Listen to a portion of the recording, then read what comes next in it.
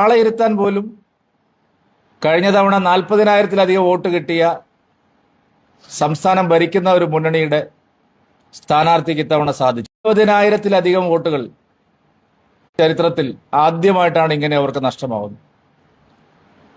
അതുമാത്രമല്ല, വലിയ തോതിൽ സാമുദായിക ഏകീകരണത്തിനുള്ള ബാഹ്യശക്തികളുടെ ഇടപെടൽ ഈ തെരഞ്ഞെടുപ്പിലുടനീളം നമ്മൾ കണ്ടതാണ്.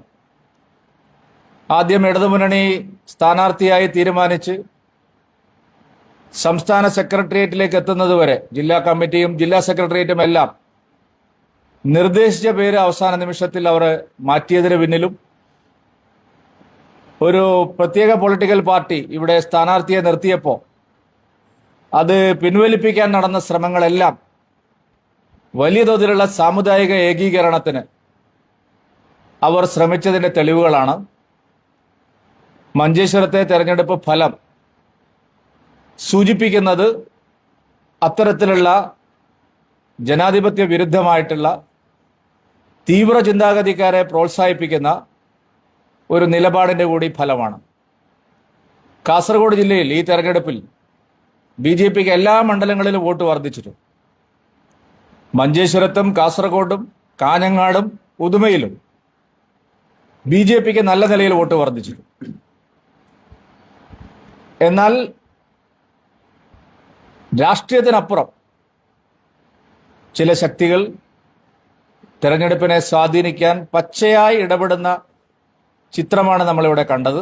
സംസ്ഥാനത്ത് പലയിടത്തും അതിനുവേണ്ടിയുള്ള ശ്രമങ്ങൾ നടന്നിട്ടുണ്ട് എന്നുള്ളതും ഒരു യാഥാർത്ഥ്യമാണ്. ഭാരതീയ ജനതാ പാർട്ടി ശരിയായ വികസന കാഴ്ചപ്പാട് മാത്രം മുന്നിൽ വെച്ചുകൊണ്ടാണ് ഈ തെരഞ്ഞെടുപ്പിനെ നേരിട്ടത്. പക്ഷേ മുസ്ലിം ലീഗ് അവസാന നിമിഷങ്ങളിൽ നടത്തിയ പ്രസ്താവനകൾ പോലും തികഞ്ഞ സാമുദായിക ഏകീകരണത്തിന് വേണ്ടിയുള്ള നിർലജ്ജമായിട്ടുള്ള നീക്കങ്ങളായിരുന്നു. നമ്മുടെ നാടിൻ്റെ സമാധാനത്തിനും നാടിൻ്റെ സുരക്ഷയ്ക്കും ഭീഷണിയായിട്ടുള്ള ആളുകളെ പോലും തെരഞ്ഞെടുപ്പിൽ പച്ചയായി ഉപയോഗിച്ചു എന്നുള്ള ചരിത്രവും നാളെ രേഖപ്പെടുത്താൻ പോകുന്ന ഒരു തെരഞ്ഞെടുപ്പാണ്.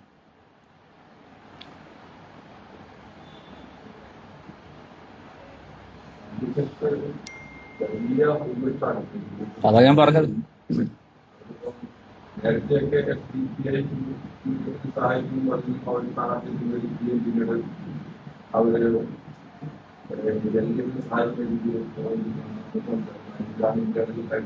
LDFിനെ സഹായിച്ചെങ്കിൽ അവർക്ക് 20,000 വോട്ട് എവിടെയാ പോണത്?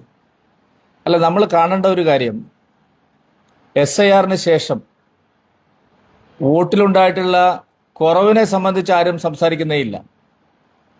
SIR കഴിഞ്ഞതിന് ശേഷം നല്ല നിലയിലുള്ള വോട്ടിൻ്റെ കുറവ് ഒരു ഭാഗത്ത് കൃത്യമായിട്ട് ഇവിടെ ഉണ്ടായിട്ടുണ്ട്. ഏതാണ്ട് 15,000-ഓളം വോട്ടുകൾ സ്വാഭാവികമായിട്ടും FIRന് ശേഷം ഇവിടെ കുറഞ്ഞിട്ടുണ്ട്. അതും ശക്തമായിട്ടുള്ള സാമുദായിക ഏകീകരണവും. പിന്നെ ഒരു ത്രികോണ മത്സരത്തിൽ ഒരു കക്ഷി തീരെ ചിത്രത്തിലില്ല. പ്രാഥമികമായിട്ടുള്ള ഞങ്ങളുടെ പരിശോധനയിൽ ഇപ്പോൾ ഉദാഹരണത്തിന് LDF സ്ഥാനാർത്ഥിയുടെ സ്വന്തം ബൂത്തിൽ 19 വോട്ട് മാത്രമാണ് കിട്ടിയത്. നിങ്ങൾ അത് പരിശോധിക്കേണ്ട ഒരു കാര്യമാണ്. വളരെ പ്രമുഖനായിട്ടുള്ള ഒരു നേതാവാണെന്നാണ് അദ്ദേഹത്തെക്കുറിച്ച് പറയുന്നത്. ജില്ലാ സെക്രട്ടേറിയറ്റ് മെമ്പറാണ്, തുളു അക്കാദമിയുടെ ചെയർമാനാണ്, മഞ്ചേശ്വരത്ത് വലിയ കുടുംബ ബന്ധങ്ങളുള്ള ആളാണെന്നൊക്കെയാണ് തെരഞ്ഞെടുപ്പിൻ്റെ പല ഘട്ടങ്ങളിലും അദ്ദേഹം തന്നെ മാധ്യമങ്ങളോട് പറഞ്ഞത്. പക്ഷെ ഞാനിന്ന് നോക്കിയപ്പോൾ അദ്ദേഹത്തിൻ്റെ ബൂത്തിൽ വെറും 19 വോട്ടാണ് അദ്ദേഹത്തിന് കിട്ടിയത്. അപ്പോൾ സ്വന്തം ബൂത്തിലുള്ള വോട്ടുകൾ പോലും UDFന് അനുകൂലമായി പോൾ ജയിച്ചതാണോ, അതല്ല ഏത് നിലയിലാണ് ഇത് സംഭവിച്ചത് എന്നുള്ളതിന് അവർ മറുപടി പറയേണ്ടതാണ്.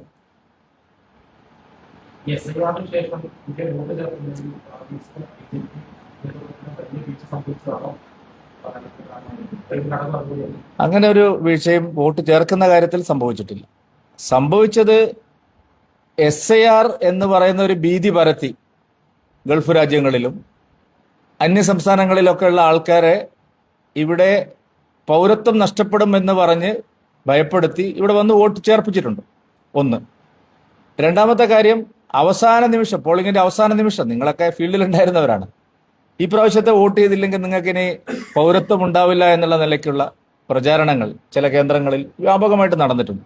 ഒരു ആശങ്ക ജനസമൂഹത്തിനിടയിൽ ഉണ്ടാക്കുന്ന രീതിയിൽ ചില മാധ്യമങ്ങളും, ഞാൻ പേര് പറയുന്നില്ല, ഇവിടെ SDPI സ്ഥാനാർത്ഥിയെ നിർത്തിയപ്പോൾ ഒരു മാധ്യമം ഒരാഴ്ചക്കാലം ആ സ്ഥാനാർത്ഥിയെ പിൻവലിപ്പിക്കുന്നത് വരെ നടത്തിയ ഇടപെടലുകൾ നോക്കൂ. നമ്മൾ കേരളത്തിൽ എവിടെയെങ്കിലും കണ്ടിട്ടുണ്ടോ? പാണക്കാട് താങ്കൾ ഒരുമിച്ച് വരുന്നു, ജിഫ്രി താങ്കൾ വരുന്നു, എല്ലാ പൊളിറ്റിക്കൽ പാർട്ടി ലീഡേഴ്സും വരുന്നു, എല്ലാ മതസംഘടനകളും ഇടപെടുന്നു. അപ്പോൾ അത്തരത്തിൽ എല്ലാവരും ഒരുമിച്ച് വന്ന് ഒരു തെരഞ്ഞെടുപ്പിന്റെ ഘട്ടത്തിൽ എല്ലാവരെയും ഒരുമിപ്പിച്ചു കൊണ്ടുവന്ന ഒരു തെരഞ്ഞെടുപ്പിനെ നേരിടുക എന്നുള്ള ഒരു സമീപനം ഇവിടെ ഉണ്ടായി എന്നുള്ളത് ഒരു വസ്തുതയാണ്. തോറ്റിട്ട് മുടന്തൻ ന്യായങ്ങൾ പറയുന്നതല്ല. അതാണ് ഇവിടെ സംഭവിച്ചിരിക്കുന്നത്. ഞങ്ങളെ സംബന്ധിച്ചിടത്തോളം ശരിയായ കാഴ്ചപ്പാട് ഉയർത്തിപ്പിടിച്ചുകൊണ്ട് ഞങ്ങൾ ജനങ്ങളുടെ ഇടയിൽ പ്രവർത്തിച്ചു. അതിനുള്ള പ്രയോജനം ഞങ്ങൾക്കുണ്ടായിട്ടുണ്ട്.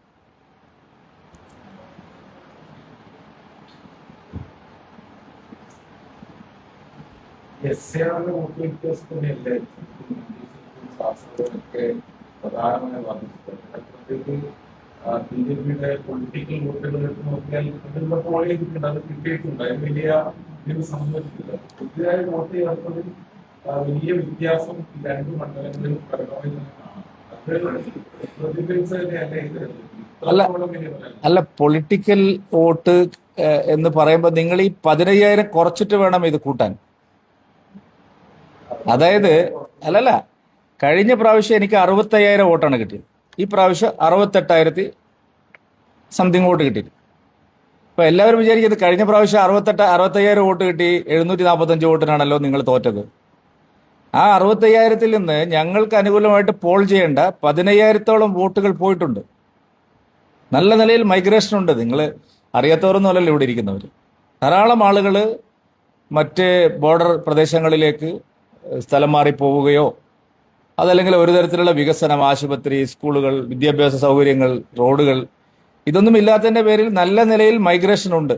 കോസ്റ്റൽ ഏരിയയിൽ താമസിക്കുന്ന സ്ഥലങ്ങളിൽ, ഇപ്പോൾ ഉദാഹരണത്തിന് മംഗൽപാടി, കുമ്പള, മഞ്ചേശ്വരം തുടങ്ങിയ പഞ്ചായത്തുകളിൽ താമസിക്കുന്നവർക്ക് അത്ര ബുദ്ധിമുട്ടില്ല. പക്ഷേ ഗഡിപ്രദേശങ്ങളിൽ റോഡില്ലാത്ത, വെള്ളമില്ലാത്ത, അടിസ്ഥാന സൗകര്യങ്ങളില്ലാത്ത എൺമകജെ, പൊർക്കാടി, പൈവളിക ഇങ്ങനെയുള്ള സ്ഥലങ്ങളിലെല്ലാം അഭ്യസ്തവിദ്യരായിട്ടുള്ള ചെറുപ്പക്കാർ മുഴുവൻ, ജോലി കിട്ടിയവർ മുഴുവൻ സ്ഥലം വിട്ടു പോയിട്ടുണ്ട്.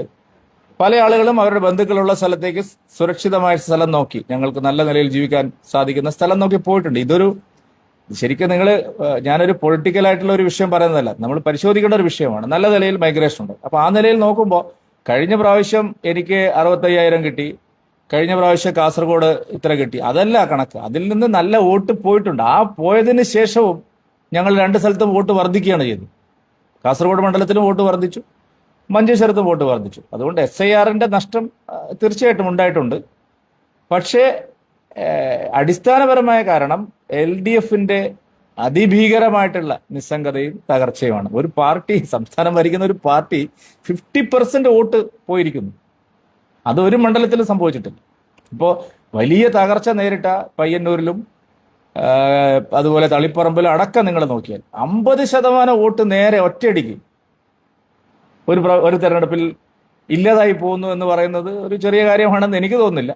പരിശോധിക്കപ്പെടേണ്ടതാണ്.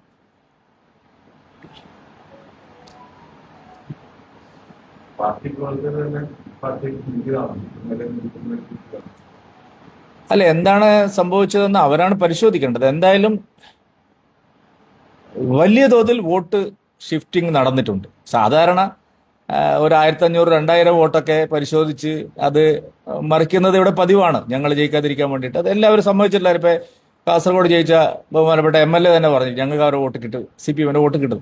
പക്ഷെ സാധാരണ നിലയിൽ അങ്ങനെ ഒരു തെരഞ്ഞെടുത്ത സ്ഥലങ്ങളിൽ വോട്ട് മറിക്കുക എന്നുള്ള ഒരു സമീപനമാണ് കണ്ടതെങ്കിൽ ഈ തെരഞ്ഞെടുപ്പിൽ സർവ്വവ്യാപകമായിട്ട് എല്ലാ ബൂത്തിലും 229 ബൂത്തിലും വോട്ട് മറിഞ്ഞതായിട്ടാണ് കാണുന്നത്. അത് LDF പരിശോധിക്കട്ടെ. ഈ വലിയ തകർച്ചക്കിടയിൽ അവർക്ക് അത് പരിശോധിക്കാൻ സമയം കിട്ടുമെന്ന് എനിക്കറിയില്ല. പക്ഷെ പരിശോധിക്കേണ്ടതാണ്. ഒരു പൊളിറ്റിക്കൽ പാർട്ടി ഒറ്റയടിക്ക് 50% വോട്ട് ഇല്ലാതായി പോകുന്നു. അങ്ങനെ ഒരിക്കലും സംഭവിക്കില്ല. അതൊരു സ്വാഭാവികമായിട്ടുള്ളൊരു പ്രശ്നമായിട്ട് വരില്ല. അതിനകത്ത് അസ്വാഭാവികതയുണ്ട്. കഴിഞ്ഞ പ്രാവശ്യം തന്നെ LDF-നെ പിന്നെ UDF-നെ സഹായിക്കാൻ വേണ്ടി രംഗത്തിറങ്ങിയ ആളെ തന്നെ ഇത്തവണ സ്ഥാനാർത്ഥിയാക്കിയെന്നുള്ള ആക്ഷേപം പാർട്ടിക്കകത്ത് തന്നെ ഉണ്ട്. അല്ല ഇങ്ങനെ വോട്ട് മറിയില്ലല്ലോ. ഡീലാണെന്നൊരു ആരോപണം. അല്ല ഡീൽ ഓൾറെഡി ഉണ്ടല്ലോ. പക്ഷെ ഇത്തവണ പാർട്ടിയെ തന്നെ എന്താ പറയുക പൂർണ്ണമായിട്ടും വിറ്റിരിക്കുകയാണെന്നാണ് മനസ്സിലാവുന്നത്. അത് അവര് പരിശോധിച്ച് നോക്കട്ടെ. ഞങ്ങൾ പറഞ്ഞ ആക്ഷേപമായിട്ട് എടുക്കണ്ട. അവർക്ക് സംവിധാനങ്ങളൊക്കെ ഉണ്ടല്ലോ. CPM സംസ്ഥാനത്ത് ഈ തെരഞ്ഞെടുപ്പിൽ തോറ്റെങ്കിലും അവരുടെ സംവിധാനങ്ങളൊന്നും ഇല്ലാതായിട്ടില്ലല്ലോ. അവരുടെ ഏരിയ സെക്രട്ടറിമാരുടെ, അവരുടെ ജില്ലാ സെക്രട്ടേറിയറ്റ് മെമ്പർമാരുടെ, അവരുടെ സ്ഥാനാർത്ഥിയുടെ ഒക്കെ സ്ഥലങ്ങളിൽ എന്ത് സംഭവിച്ചു എന്നുള്ളത് അവർ പറയട്ടെ. ബിജെപിയുടെ കൃത്യമാണ് ഈ ഇത്തരത്തിൽ പരാജയം സംഭവിച്ചു എന്നത് അല്ല ഞാൻ അങ്ങനെ കണക്കാക്കുന്നില്ല. ഒരു സത്യം പറയാതിരിക്കാൻ പറ്റില്ല. മുസ്ലിം ക്രിസ്ത്യൻ സമൂഹത്തിൽ നിന്ന് LDFിനോട് ശക്തമായിട്ടുള്ള പ്രതിഷേധം അവർ പ്രകടിപ്പിച്ചിട്ടുണ്ട്. അതുകൊണ്ട് വ്യാപകമായിട്ട് ന്യൂനപക്ഷ വോട്ടുകളുടെ ഏകീകരണം ഉണ്ടായിരിക്കുന്നു. അതിപ്പോൾ എല്ലാവരും സമ്മതിക്കുന്ന കാര്യമല്ല. അല്ലാതെ BJPയുടെ ഒരു ഔട്ട്റീച്ച് പോയതിനെ പറ്റിയല്ല നിങ്ങൾ പറയേണ്ടത്. കേരള കോൺഗ്രസ്, അതായത് കമ്മ്യൂണിസ്റ്റുകാരോടൊപ്പം നിന്ന് ഒരു കേരള കോൺഗ്രസ് പ്രവർത്തിച്ചപ്പോൾ അവരെ കടപുഴകി എറിഞ്ഞില്ലേ കേരളം? ഒറ്റ സീറ്റിൽ അവർ ജയിച്ചില്ലല്ലോ. ജോസ് കെ മാണിയുടെ പാർട്ടി ജോസ് കെ മാണിയുടെ പാർട്ടി എന്ന് പറഞ്ഞാൽ ഒരു ചെറിയ പാർട്ടി അല്ലല്ലോ. പാലായിലെ ഒരു രാഷ്ട്രീയമായിട്ട് അതിനൊരു പ്രാധാന്യം ഉണ്ടല്ലോ കെ മാണിയുടെ കാലം മുതൽ. ആ പാർട്ടിക്ക് ഒരു സീറ്റ് പോലും കിട്ടിയില്ല. എന്ന് പറഞ്ഞാൽ മതന്യൂനപക്ഷങ്ങൾക്കിടയിൽ വളരെ ശക്തമായിട്ടുള്ള ഒരു കാറ്റ് LDFിനെതിരെ ഉണ്ടായിരുന്നു. അപ്പൊ അതുകൊണ്ട് BJPയുടെ ഷോൺ ജോർജും PC ജോർജും അതുപോലെ അനൂപ് ആന്റണിയും ജയിച്ചില്ല എന്ന് പറയുന്നവര് കാണേണ്ട ഒരു വസ്തുതയാണ്. കമ്മ്യൂണിസ്റ്റുകാരോടൊപ്പം നിന്നവരെ എല്ലാവരെയും തോൽപ്പിച്ചു. കേരള കോൺഗ്രസിന് വേണ്ടി പ്രവർത്തിച്ച എല്ലാ സ്ഥലത്തും അവരുടെ മന്ത്രിമാരും MLAമാരും ജോസ് കെ മാണി തന്നെ ദയനീയമായി പരാജയപ്പെട്ടു. അതുകൊണ്ട് അത്തരത്തിലുള്ള ഒരു ഏകീകരണം ഉണ്ടായിട്ടുണ്ട്. അതിന്റെ ഫലമാണ്. അല്ലാതെ BJP അതിന്റെ ഔട്ട്റീച്ച്, ഞങ്ങൾക്ക് പിന്നെ ഔട്ട്റീച്ച് എന്ന് പറയുന്നത് ഒരു ഒറ്റ തെരഞ്ഞെടുപ്പിന് വേണ്ടിയുള്ള ഒരു ശ്രമമല്ല. ഇത് കുറച്ച് ദീർഘകാലത്തേക്കുള്ള ഒരു പ്രോസസ്സാണ്. അതുകൊണ്ട് ഔട്ട്റീച്ച് പരാജയപ്പെട്ടു എന്നുള്ള അതൊരു വാർത്ത ശരിയായിട്ടുള്ള വിശകലനമല്ല.